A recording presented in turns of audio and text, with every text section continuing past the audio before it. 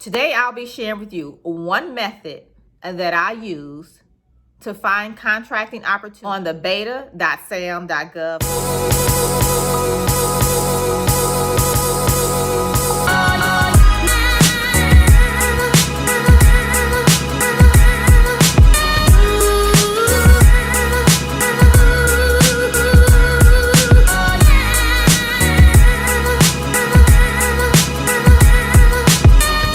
Are you ready? All right, so let's dive in. Here's the deal. I know you guys are looking all over the place trying to find contracting opportunities, right? We all want more opportunities to bid. Like there's never enough, right? That we can't partake of more. We're always looking for ways to grow our business, and we know that is through bidding opportunities. So the more opportunities we have before us, the more chances we have at bidding, which means the more chances we have at winning. Here's a strategy I'm going to share with you guys today that a lot of people are missing out on. You're not using this system that the government has put in place to its full potential. Now, there's, of course, other things I use this site for as well, but I just want to give you one thing that you can go and do today, to start looking, finding, and bidding opportunities. One thing. Just one thing, okay?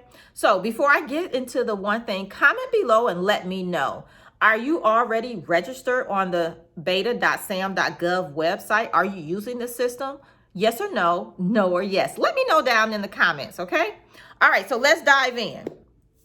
I like to, one, use this system to find opportunities to bid, mainly opportunities that are available right now. Okay. And I'm not talking about from the position of being a prime contractor either. I'm talking about the approach of a subcontractor. And I'm using that approach because I know a lot of you guys that are listening that are in my community that come here on a weekly basis to see what I have to talk about. You guys are going to use subcontracting as one of your approaches. So I want to talk to that today. All right. So here's what I do. I go into this website, the Beta.Sam.gov website, and I look for awarded contracts. Okay. Now, once I look for awarded contracts, I go and see who was the contract awarded to. Understand, of course, you need to know what you're offering to the government so that you can use your keyword search features to find the right contracting opportunities here. Okay. So with that being said, again, we're going to look for awarded contracts. You can do a search for those, particularly in your industry. And then when you open them up and look at them, you can see who the contract was awarded to, which is the prime contractor. Okay, you can also do filters by dates and things like that. So we're looking for current opportunities. Here's what I know. If we find an opportunity that was awarded, say, last week, 2 weeks ago, maybe even the last 30 days, depending on what it is and how quickly your industry can deliver on its promise, then you can find opportunities. You'll know what your date range searches need to be to find current opportunities that have recently been awarded, but maybe they have not delivered on it as of yet. Okay, so we're looking for prime contractors that have recently been awarded contracts. Once we find that, we're able to reach out to them, right? Have the conversation that we need to have. One, finding out what they're going to do with the current opportunity they won. Are they going to, do it all themselves? Do they plan to sub out some of the work?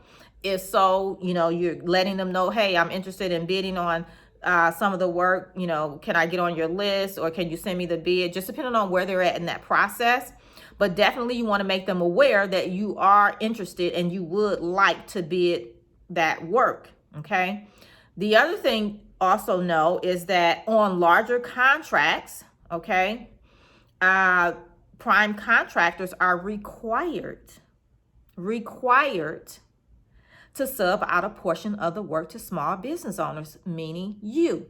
Okay, so there's another opportunity to find opportunities. I know a lot of you guys may think, oh, I just want to be a prime contractor, because that's all you know, and you want to start that route. But let me tell you, a lot of money is being left on the table because you're thinking one approach versus looking at each opportunity individually for the best approach.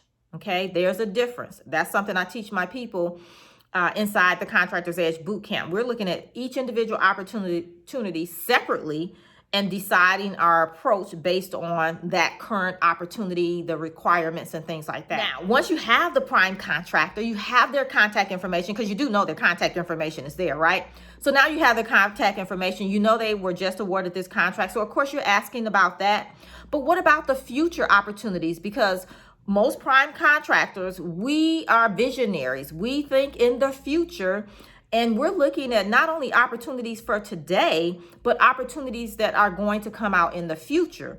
So, of course, ask about the current opportunities, but don't forget to ask about any future opportunities that they're either looking at bidding or they know they're going to bid and they're going to be subbing out some of that work. Okay, it's all about communication. It's all about asking the right questions, and then you have to follow up. You have to follow up, especially with those future opportunities, okay? Now, so that's two ways, right? We found the prime contractor. We know we're going to look at current awarded contracts. We're going to talk to them about future opportunities they're looking at. But what about current projects that they are already on, that they're already working on? They've started them, right? Of course, they've been awarded them already, and they're actually working on those contracts. Because again, depending on the work that you provide, just because they've already started the contract doesn't mean that they don't still have to sub out some of the work. It doesn't mean that they're not still looking for subcontractors, I should say, to award those contracts to. So let's recap real quick. Let's recap. Here's what we're doing. We're going to use the Beta.Sam.gov website, right, to find opportunities to bid currently. We want current stuff, like where we can get some contracting dollars quickly. Okay, how do we do that? You're going to find the prime contractors that have recently been awarded contracts. Their contact information is right there for you. You're going to have to reach out to them. You're going to ask them about that awarded contract that you saw on the Beta website, right?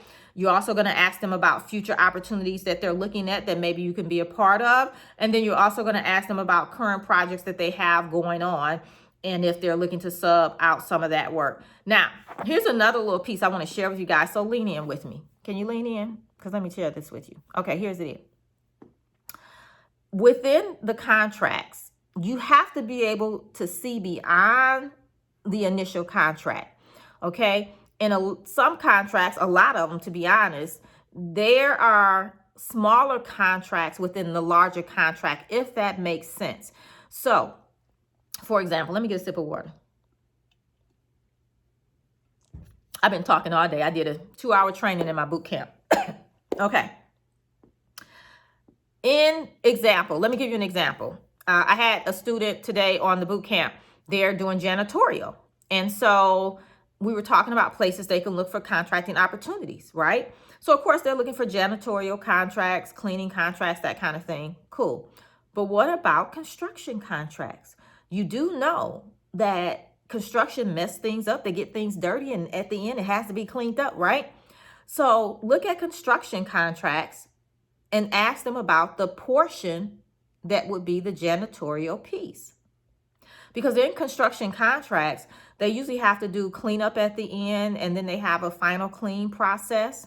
Now, if you have a construction contract where maybe they're going in doing work at night, but the business or company is opening up during the day, like Targets, for example, not only do they need the final clean, but they need daily cleaning while they're doing the work, because every night it has to be cleaned so that customers can come in during the day and they can open their store. So look beyond your initial contract. Look beyond the regular type of contracts you would look at. And it takes you knowing your industry, the type of work you do, and then if you can just broaden your thinking, broadening your research, you'll find opportunities inside of larger contracts that you would not normally look for. Okay, so there you have it. I just shared with you how to, one, use the Beta.Sam.gov website to find opportunities, and once you find like that key person, how you can look for them, or look to them, I should say, for multiple type of opportunities, like current stuff, future stuff, and present stuff, if you will, right?